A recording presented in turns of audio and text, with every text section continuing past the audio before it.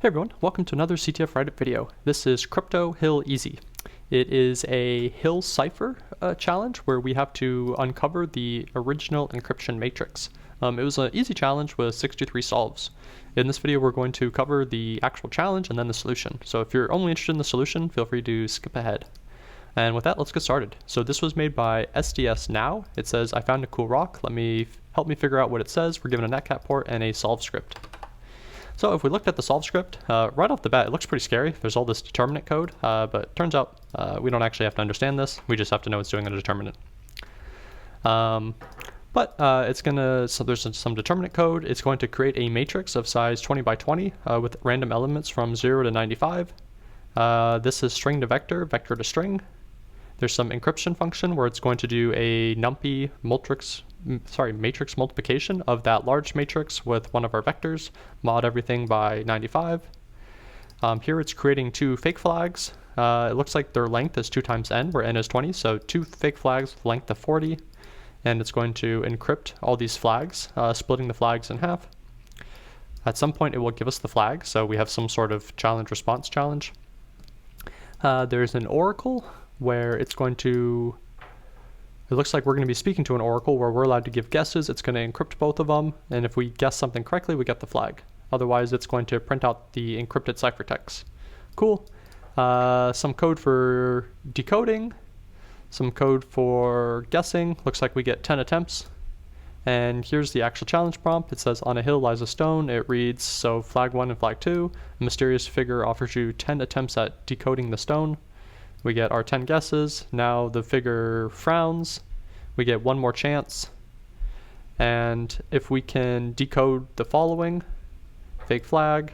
So then I think this means actually is we have to encrypt the following. So we're given a flag and we have to figure out what the ciphertext is. And if we figure out the ciphertext, we get the flag. Cool. So the challenge to this was just knowing about the Hill cipher. And so the Hill cipher is a matrix multiplication cipher.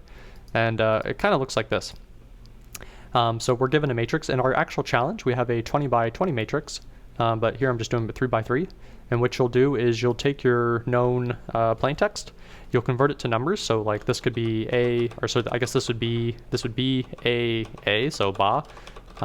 We take that, we do matrix multiplication. So this is my very juvenile way I remember matrix multiplication, but this is going to slide on top, and it's going to do 1 times A, 0 times B, 0 times C, and then 1 times D, 0, 0, and then 1, 0, 0, and we get out another array as a result, and this is our ciphertext. Cool. So to solve this challenge, I think you had to recognize that we had enough oracle attempts to recover the entire matrix. And once we control the matrix, we can invert it to decode ciphertext or use it to create new ciphertext. And so we're given a 20 by 20 matrix. So we have 400 unknown elements, and all of these elements are between 1 and 95. That was the solve, where we can see here. So it's creating a random matrix between 0 and 95. This code the determinant code was just to make sure that it's invertible, which makes it a good encryption algorithm or not. Cool. So we have 400 unknown elements, and in the challenge it said we're allowed to make 10 oracle requests. Cool. Each oracle request, we're going to give it, I'm sorry, that's the solve script. We're going to give it, first half, second half. We enter our guess. Our guess is of length 40, and it's going to split that 40 into 2 separate requests for the encryption algorithm. And then we're going to get the resulting ciphertext. So we're allowed to make 2 requests, and each one of them is going to leak an array of 20. And so if we multiply this all together, we're going to be able to extract 400 elements. Sweet. So if we do everything correctly and we ask the oracle the correct questions, we should be able to recover all 400 of these unknown elements. And if we think about it a little bit more, imagine this is a 20 by 20 and this is a 20 element long array. If we were to send this to the oracle, so a 10000, it would return A, and then D, and G. So we would have the first column. Then for our second request, if we were to ask for 0, 1, it would return B, oops, E, H. And then if we were to do a third one, we can do CFI, etc., etc. And so since there's 20 of these columns, and we get to make 10 requests, but 2 of each, so 20 requests, we're just going to leak each column by column and then reconstruct the matrix. So really, this was just a challenge in, creating or leaking each individual column and then reconstructing the matrix. To see what the challenge script actually looks like, here we're connecting, I'm using Pwn tools for this, so here we're not going to use that one. That's how I tested it locally. You can just do Python and then shell equals true. This is the remote challenge. We're going to create a new matrix of zeros, so NP zeros 20 by 20. This is the code I copied from the challenge script. So this is string to vector, this is vector to string, and this is encrypt. And here was the actual code. So we're going to receive until it says guess. If we run it python 3 chal, it says blah, blah, blah, enter your guess.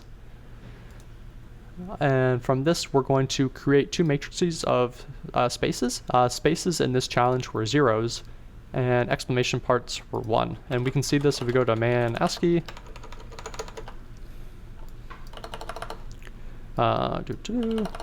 A space is hex 20. Actually, was it using hex or? We can see it here. It's doing minus 32 when it does string to vector. So it does OR for each character minus 32. So if we look at what 32 is in our ASCII table, 32 is a space and 33 is an exclamation point. So this corresponds to 0 and this corresponds to 1. So we're creating all zeros, and then at these indexes, so at I times 2, I is going from 0 to 10. It's going to insert a 1 here, an exclamation point, and in our second vector, it's going to insert 1 at the next offset. So through this loop, we're going to ask for 0, 1, 1, 2, 3, 4, 5, 6, 7, 8, 9, 10 for the columns, all the way to 20. Then we're going to create our guess query. So at the very first iteration, this will be, this, followed by 20 zeros, plus space, this, followed by 20 zeros. We're going to send that over to the Oracle, and then we're going to get our 2 resulting ciphertexts, decode them, and now we have 2 new columns in our matrix, and so we're just going to update our matrix. These matrices always confuse me. It feels like it should be XY, but if you actually print stuff out, it's supposed to be this way, but we're just going to loop through the entire column and update the matrix element with our resulting ciphertext that we got. And the ciphertext is the actual columns because, again, we're just sending 0, 1, 0, 0, 0, 0, 0, 0, 0, and so we're just going to grab all the elements in that column. So we do this query 10 times, and at the very end, we're going to do the final payload where it's going to send us, and I think we can do pwn context log level is equal to debug.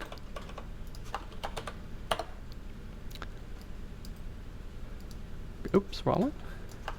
Python 3 solve. Let's make this a little bit bigger. Cool. So this was us going through, and you can kind of see what we were sending. This is what we were sending, those zeros and exclamation points. And so then at the very end, it says the figure frowns and turns to leave. This is our final flag it's going to give us, and we need to encrypt this. And since we have the encryption matrix, it really isn't too bad.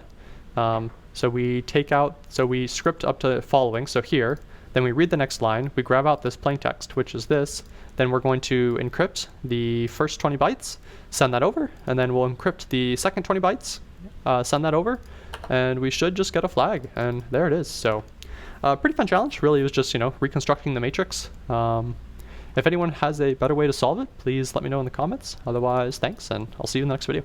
Bye.